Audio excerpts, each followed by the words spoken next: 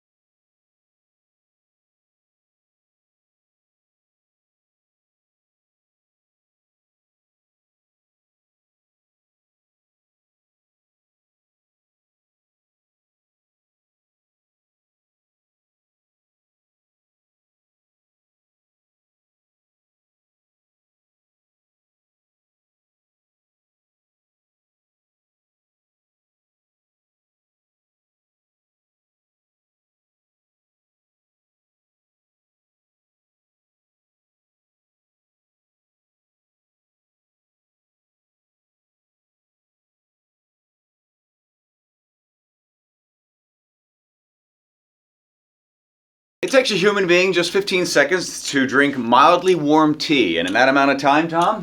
Tom and Curley show on 3 to 7, Monday through Friday. Jacob, you should be finished. No way, there's steam coming off of it, so done. Just shut up.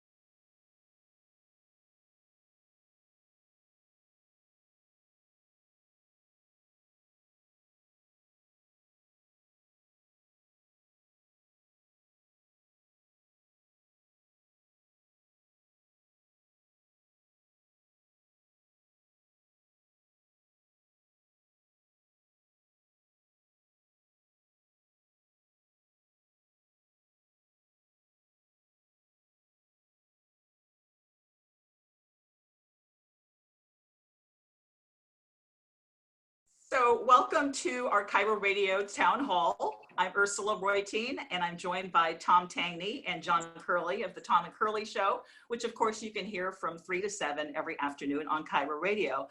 Hi, guys. Hi, Ursula. Hey. Okay, so I'm already going to say that Tom warned me that a town hall sounds way too boring. So we're going to promise everyone who's listening right now that we are here to entertain and inform. So, and We're good on the first part. Second part, not so much. Wait. And it looks like we have a guest. Would you like to introduce our guest, John? Because I'm suspecting it's your guest. I assume it's a You've big brought a dog. guest. Is it a dog? It looks like a goat because, as Tom had warned me, you were going to bring every kind of prop to kind of give you the edge on this debate. No. Tom was insisting on a goat. And my friend who has a goat said the goat doesn't sit in front of the camera. That's not going to work. So then I called another friend And she says, well, I have an old dog that's got bad hips. I can just put the camera in front of the old dog. So we're waiting for the dog to show up. But in the meantime, Tom has found a picture of a goat or something. That's right. Actually, I give Michael credit, but that's the closest we get. And the reason we're doing that is because if you're a regular listener to the Tom and Curley show, you know yesterday we talked about how boring Zoom meetings get. And that we've all gotten so used to it after 6 that now the hip new thing, the cutting edge kind of thing, is to get a live action goat on to join your Zoom meetings to make it more interesting. So I thought, what perfect scenario than the KIRO Election Townhall Forum or whatever, if we have a live goat to join us. So whenever you get bored, like now, you can look at the dang goat. Now we don't have a live goat. It's just a picture of a goat, but we're waiting for an old dog, and that'll solve all our problems. I said, hopefully the old dog is one of those old dogs that licks himself a lot. So we're waiting for that. Well, I do have Scooter. Should we need that's them? right. We have one in our midst. Okay, we're going to get started. So let's start off with your guys' thoughts on the first presidential debate. So I talked to you earlier today, John, and you told me that you did watch the whole thing. So I want to congratulate you for that, first of all. So let's pretend it just ended right now. Your immediate reaction, what is it?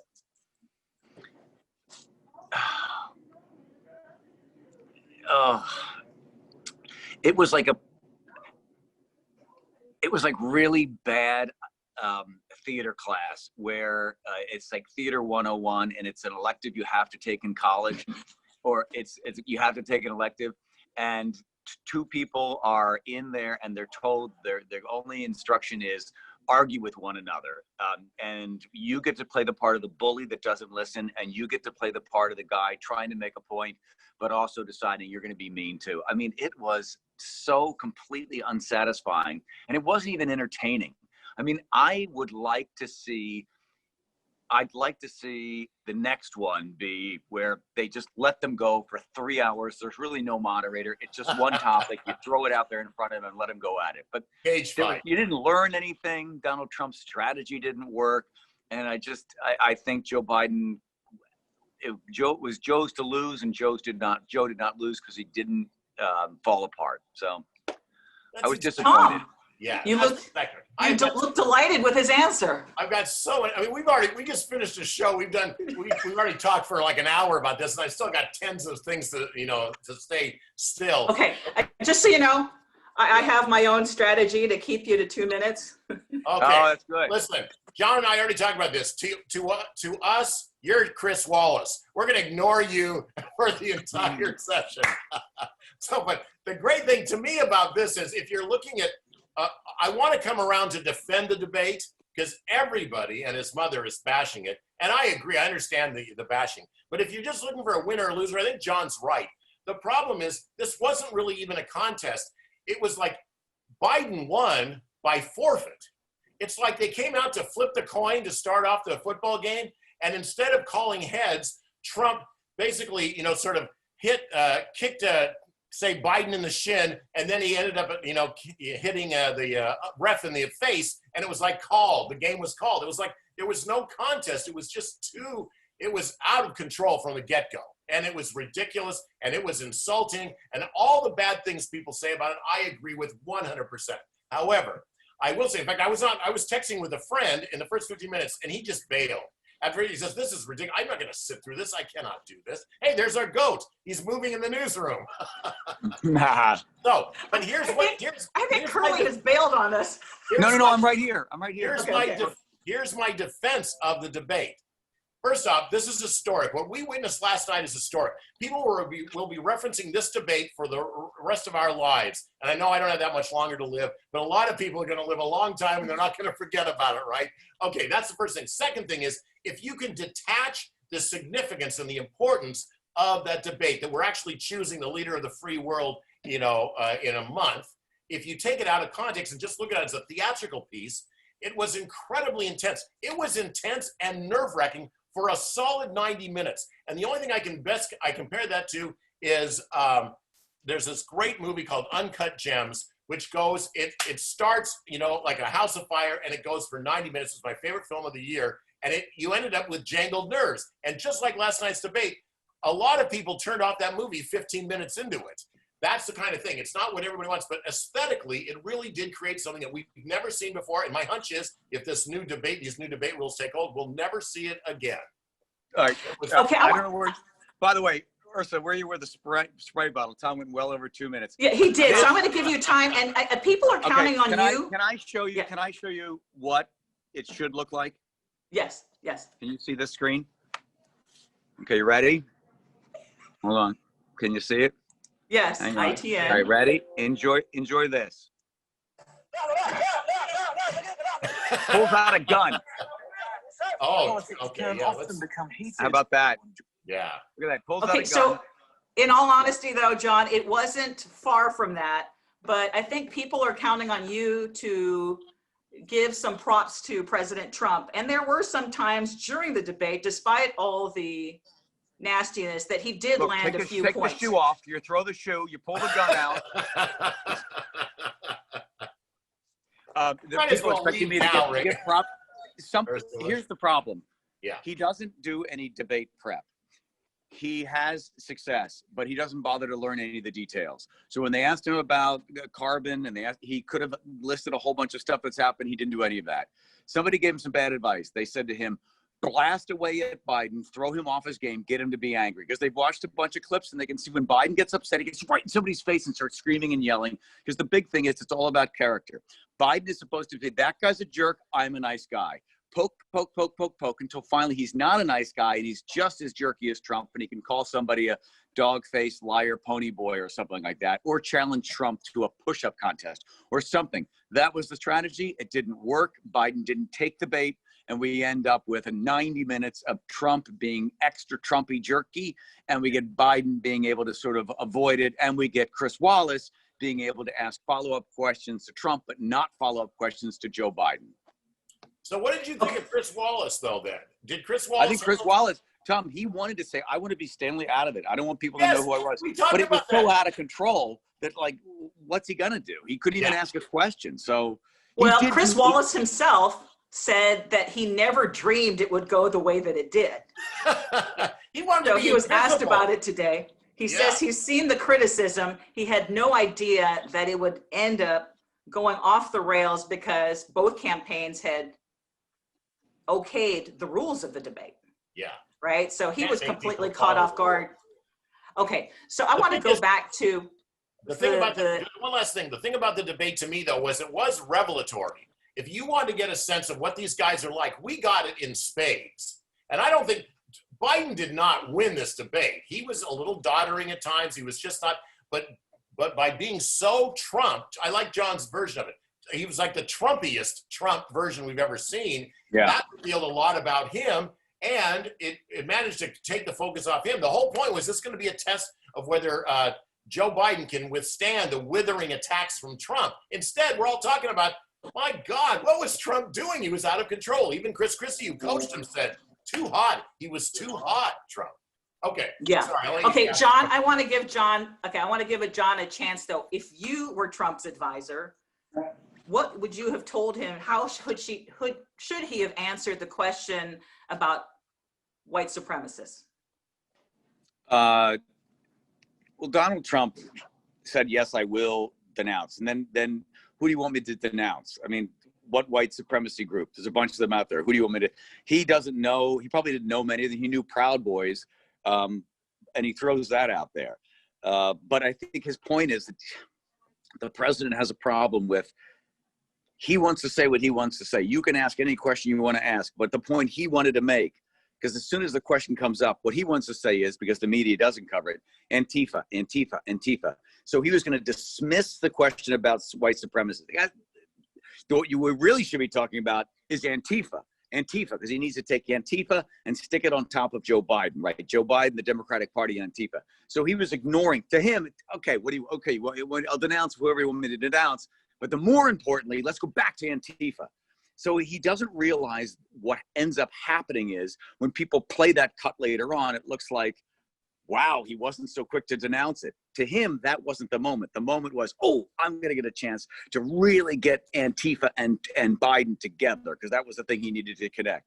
But what ends up happening is they take all of that out and they just grab the part about denounce white supremacists. He goes, okay, who do you want me to denounce? I'll denounce anybody. The stand down thing is because he's thinking, I might need some support, because if things go really bad and Antifa's out there beating people up and hitting people, who's going to be defending other people? I mean, it's just a mess, but he doesn't play it well. He didn't say stand down. No, he said stand down, stand by. Stand by. Stand by. And right. the thing is, I thought when he first said that, I thought, oh, he didn't mean that. He didn't mean that. He meant stand down. But the fact that he immediately followed it up with, well, listen, we need somebody to fight Antifa, makes it sound like he was telling the Proud Boys to stand by, because if we don't do it, if the Portland and Seattle mayors and the police chiefs don't do it, we might have to use the Proud Boys. And that's why it comes off as much more racist than I think he intended, even if he didn't, even if he is, a closet racist or not. That's the stumble. And I do think that was the one thing that he didn't want to say. And then the one thing that Biden didn't want to say was he didn't want to talk about packing the court. And he basically, I thought those were the two big blown opportunities. That Trump blew it on the white supremacy thing. In fact, Ursula, I was saying earlier, I think that I was mad at Chris Wallace for asking such a softball question. Oh, real easy. All the president has to do is say, oh, I condemn white supremacy. Yeah, that lets him off the hook too easy. Maybe just say it. And he didn't even say it. Then the same thing, I thought that Biden really mishandled it when he was asked, okay, what's going on here with the packing the court? Are you really going to pack the court and get rid of the filibuster? And he wouldn't say. And I kept saying, why doesn't he say it? Then afterwards, he can't, Tom. You can't say it. Yeah. Do you think he can? But it's the strategy not to, because Kamala Harris was on 2 of the networks afterwards, and they asked the same question. He said, listen, you're the top of your ticket wouldn't answer it. Well, you answered. She got this slide grin on her face and says, no, because that's not the issue. We are trying to decide whether she should be put on the court. We're not going to go to the nuclear option until, if and when they put her on the court. We're hoping that they won't put her on the court, then we won't have to go that route. So it was a strategy. I think it didn't play very well, but those are the 2 things that both candidates didn't want to talk about. So Chris Wallace is getting skewered, John, for his performance. Do you feel pretty sympathetic toward him? Has anyone ever moderated any debate where people, the guy was great? People will read into confirmation bias to whatever they want. The people on Donald Trump, I'm telling you one thing, Trump doesn't hate Wallace as much as he hates those other. I don't know who's running the next debate coming up on the 22nd of October. Someone's from C-SPAN. Yeah. Oh, C-SPAN. Townhall. Oh, it's that guy. Okay. Well, Trump won't know him. Yeah. Trump won't know him. Right. But normally he likes to yell at the media, right? Yeah. This is, by the way, this is the way the moderators should have handled it right here. What, ready? I clearly have some work to do. Watch. Oh, no, wait. Yeah. That's as ineffective as Chris Wallace. Okay. All right. Okay. Tom, I'm going to go back to you. Thank God that Chris Wallace was from Fox. Can you imagine if the guy who was getting after Trump was from CNN or MSNBC or now the whole political universe would have blamed the moderator. Because he's Chris Wallace, you got to kind of hold your attack if you're from the right. Yeah. No, but what are they saying? Ursula, what are they saying about Chris Wallace? What are they saying about him? Many conservative talk show hosts are saying he's always been a never Trumper, that it was even people within our own radio station, that they thought he was despicable, that he was helping Trump along. Yes. Helping Trump? Yes, he was actually Biden. By giving easy questions and then actually not allowing Trump to answer, basically asking questions that would be very difficult for Trump and not equally asking those types of questions to Biden. Wow. Yes. And the thing is, I'm a big fan of Chris Wallace. I watch his Sunday show before I watch any of the other Sunday shows because he gives it to I think he leans a little right, but I understand he's definitely not a never Trumper. He's so charmed by Trump. He keeps talking about that. That he really thinks Trump is an amazingly charismatic guy. But I do think that he asks tough questions of both Trump and whoever happens to be on the show that's a Democrat. But anyway, that's interesting. That they're turning the tide. It's harder to go after Chris Wallace on Fox than it would be for somebody from CNN, I would assume. Anyway. You were shaking your head, John. Is there any? Yeah. So you say you don't think anyone can do a good job. No, but also Chris Wallace didn't do follow-up questions to Trump, and he did not do follow-up questions to Biden. He could have done a follow-up question to Biden on the Green New Deal because it's on his website. It says that he supports the Green New Deal. No, there were two. I mean, he did a follow-up on the climate change thing. Because he said, wait a minute, though, because you said this or that. I mean, there were a couple of times where he did follow-ups, but he spent most of his time arguing with Trump. So, yeah, that's used up the oxygen in the room. Yeah. And the problem is Trump behind. Trump is behind. You need to change the dynamic. Instead, he sort of reinvigorated the dynamic. So if you are, John, I want you to give advice. You are Trump's campaign advisor. What are you telling him to do for the next debate? I would lock myself in my house with lots of guns, threaten suicide, and then wait for the police to come and arrest me. Isn't that the one guy that got last week? That's a joke. Ursula, that's in the news. What? Don't you remember that guy? Yeah, but that's not what you would do.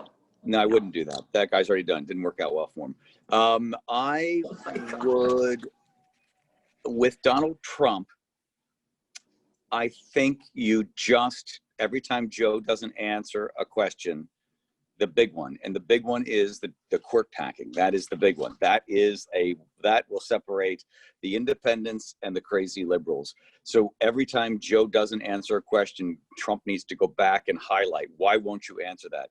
This petty back and forth of you're stupid, you're this, you're that. I mean, that's Trump, but unfortunately, he doesn't listen to anyone. Here's the biggest thing. Will Trump watch that debate and say, I could have done a better job? And I'll give you a perfect example. The first debate, or one of the debates with Hillary Clinton, he was asked about the triad, the nuclear triad, right? And he did not know what it was. And then I said this to Tom, and then like the next debate, it comes back up again, and he still doesn't know what it is. He was stumped the first time, and you would think he would get in the car and go, what the hell's a triad? What was that, right? But he never figured it out. And it was such a clunky moment the first time. And I said to Tom, and Tom agreed, right, Tom, that he has no intellectual curiosity. He didn't bother to find out, hey, buddy, find out what the triad is. Because when it came back around again, he was still like, I don't know, what? It's like, so he will not learn from this. I'm afraid he will not learn from this debate. Yeah, and contrast that with George Bush. Remember, this is going back a ways, but George Bush stumbled over. He didn't know some world leaders. The next debates, SNL. He had them all. He dropped them all. Yeah, he missed like 17 heads of state. I'm going to, just to prove that he knew what he was talking about. Right. That's the difference. So would you even do, I mean, do you think these are worthwhile at all to have these debates? Would you even do the next two if you were either candidate? Oh, yeah. From Biden's point of view, I'd say yes, just because right now, it allows Trump to look bad, and it kind of allows for the contrast. I think that a lot of people still don't know. I know he's been around for 47 years. By the way, that was a great line. I've done more in 47 months than you did in 47 years. But people are still kind of wondering about Joe, and Trump didn't give him a chance to talk. This buddy I was texting with said, I think Trump should just shut up and let Biden talk, because Biden would end up tripping all over himself, and he wouldn't do that. Where's our dog? Wait, do you deal with this on the show? Does John just get up suddenly and let me show you what's going on. Around? You see this, but I don't get to see him. This is Mike Lewis. Oh, hi, Mike. He's getting ready for his show, and I asked him, is this annoying? And he said, kind of. So it's not fair. Yeah. So Mike, you're going to have to do one of these pretty soon. Oh, exactly. Get yourself a better goat. I'm going in here. Okay. I'm going to ask a couple other questions, unless there was anything else you guys wanted to talk about regarding the debate. But there's a couple other things I want to ask you before we wrap up. I would like to say something. Okay. Donald Trump, and Tom hates this, but Donald Trump believes, and with good evidence that's coming out more and more, that Joe Biden and Barack Obama and the Justice Department and the FBI had it out for him. He's on the stage with this guy, and he is mad. I mean, really mad.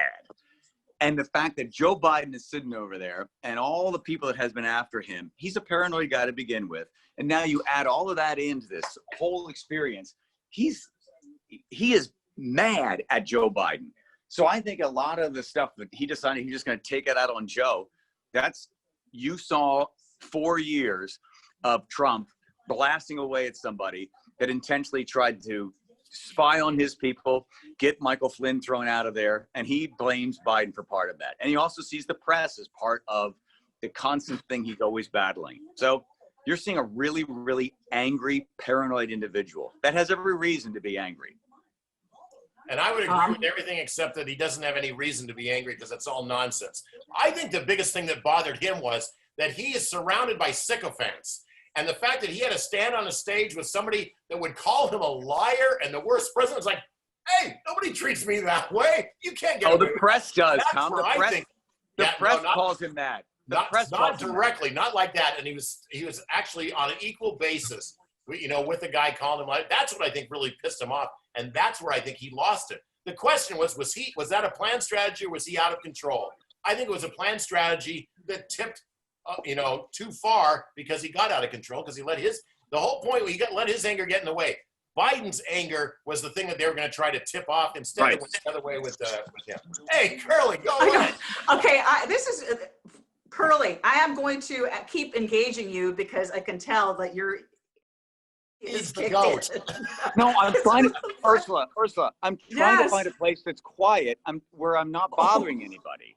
Okay. So let's talk about the Supreme Court nominee. So President Trump has nominated Amy Coney Barrett to fill the open seat. Should she be confirmed before the election, John? Sure. Why not? Why? Why not? Well, I'm going to ask Tom to argue that. I mean, because the election is underway and people are already voting, that would be one. But I'm the moderator. You can wait. You don't have to vote. But, well, to answer it, the Constitution says very, very little about the Supreme Court. All it says is that the president must bring someone up if they'd like, and the Senate has a chance to say up or no.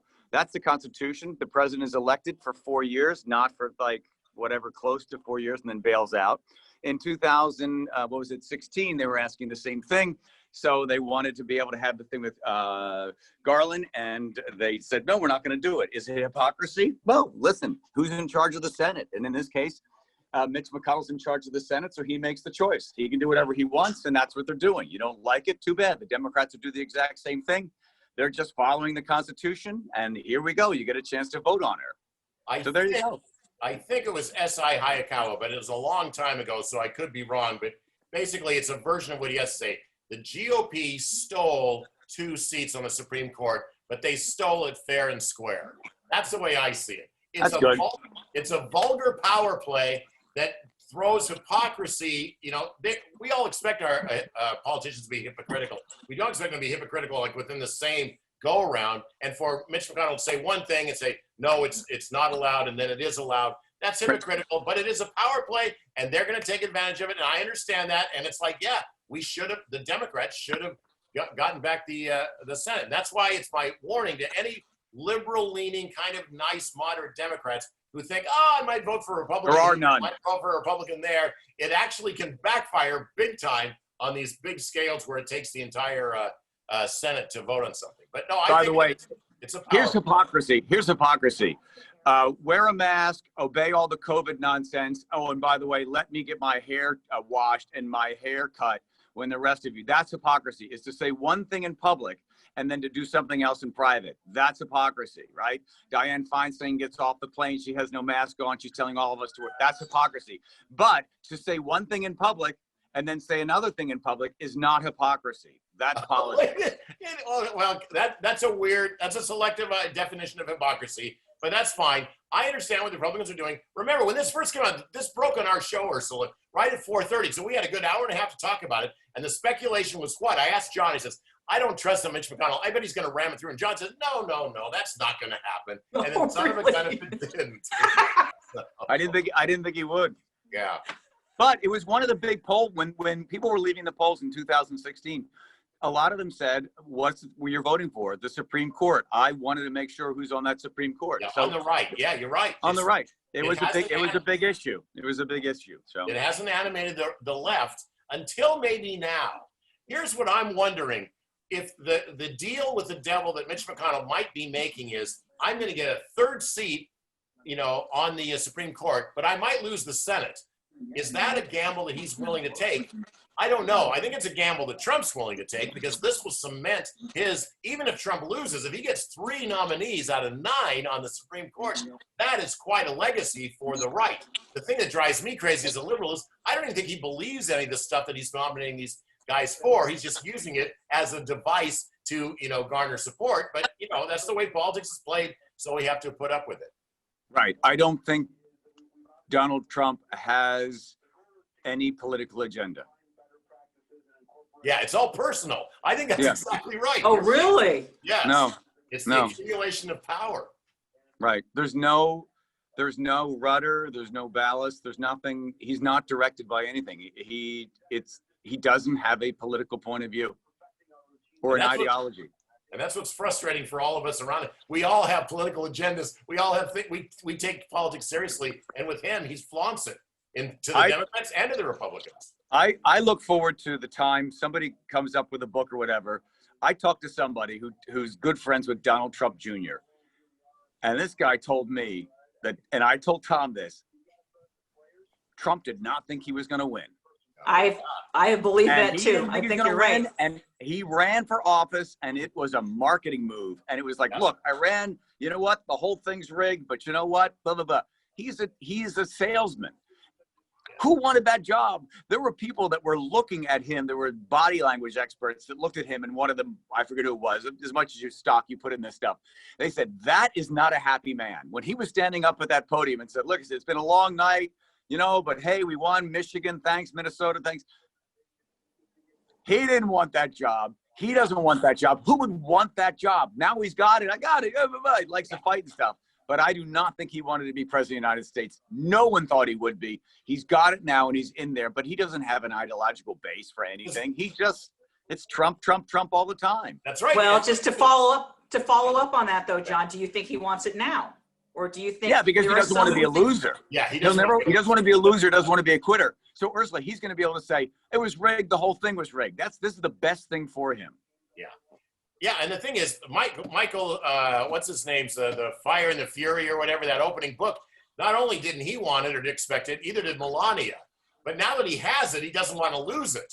The whole point of his campaign was to launch a Trump network. He wanted to prevent a rival to Fox News, and he thought this is the perfect way to do it, and instead he won the damn thing.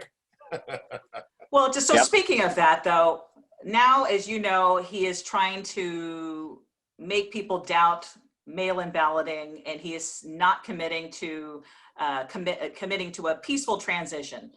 So if he loses and he says this is because that's fake news.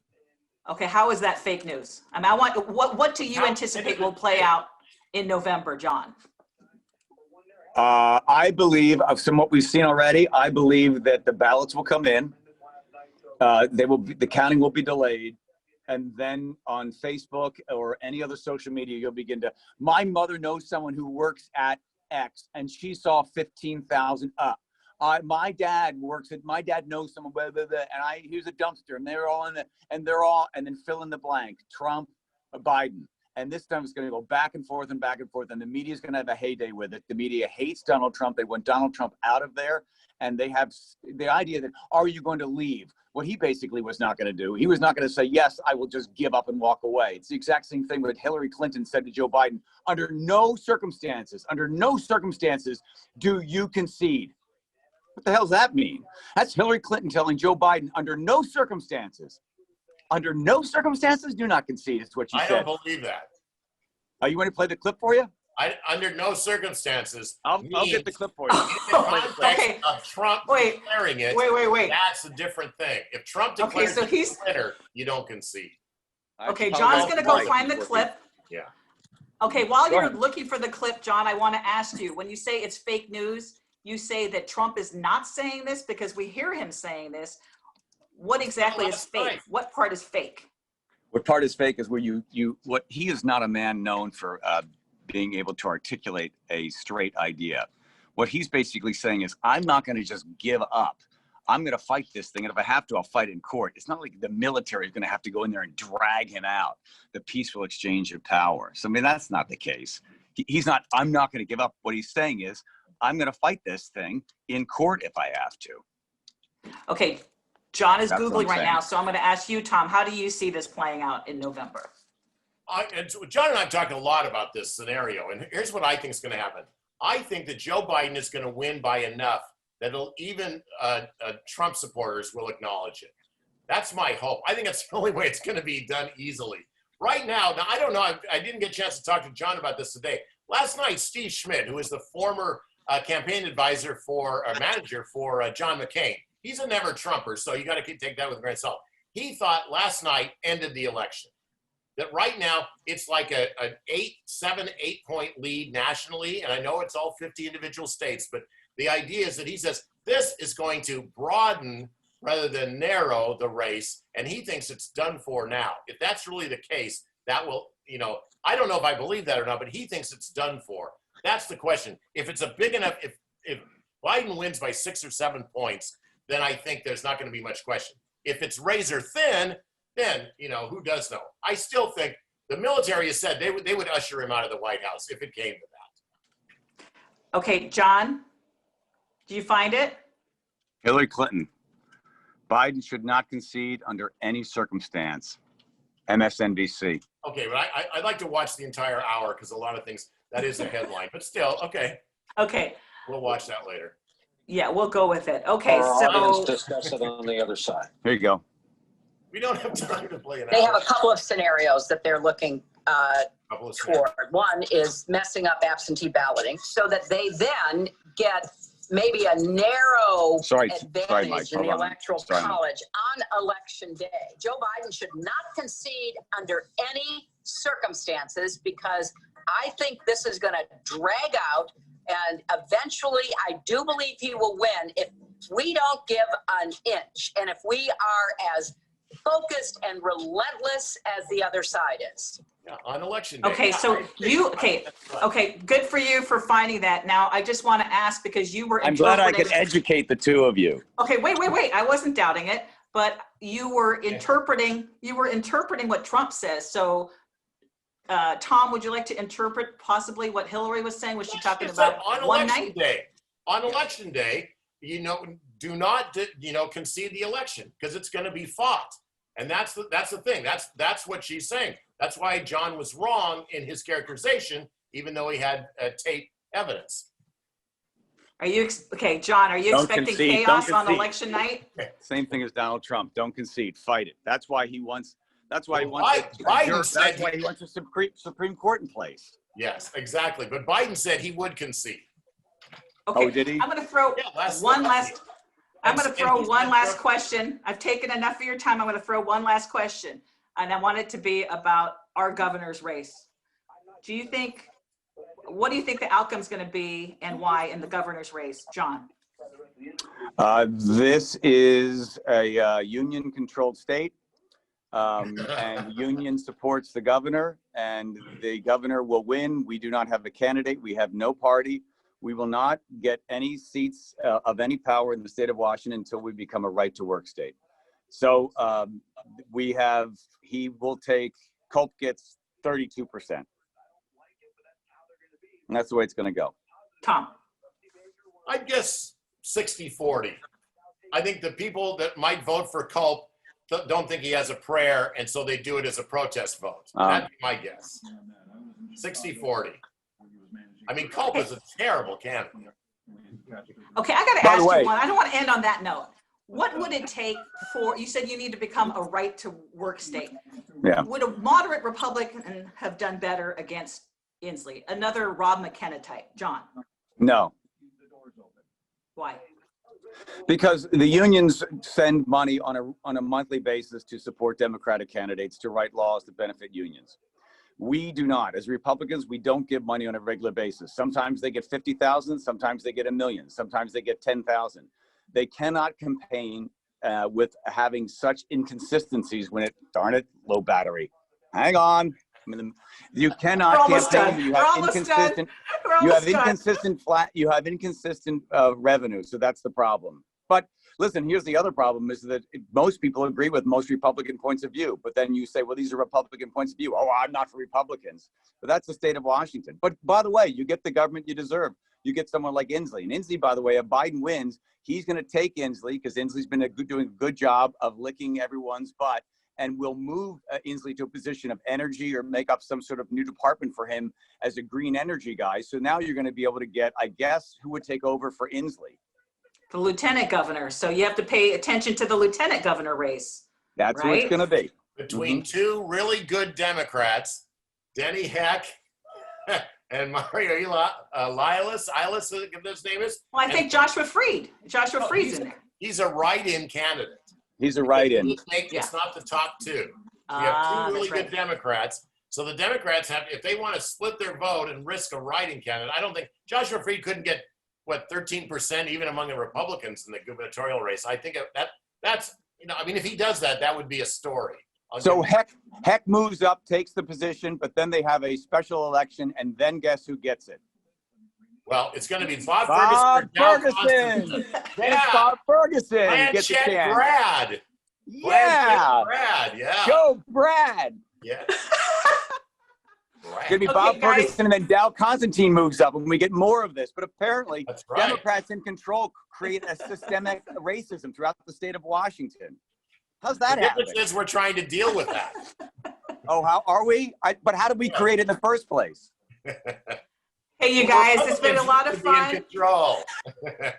There we go. Why didn't you wear that the whole thing? You didn't get us a dang goat. This is a late comer. We could have used him about halfway through. Hey, listen, guys... I can't wait for the XFL to come back again. Thanks to both of you for staying. You gotta clear up COVID first, Dragons. Well, the Dragons and the XFL have as much chance of coming back as the Republicans in the state of Washington. Okay, thank you to both of you. Thank you. Already? Of course, you can listen to Tom and John on Tom and Curley Show, 3 to 7, Monday through Friday. Great way to drive home and have company with these two knuckleheads. No, I've enjoyed. Why weren't we talking to other people? Why didn't anybody else want to talk to us? Okay, and I invite you also to listen to the G and Ursula Show, where you can find me from 9 to noon, Monday through Friday. And again, you are watching KIRO Radio 2020 election coverage from KIRO Radio. You're up next, Mike Lewis. You're up next. Here for what's next.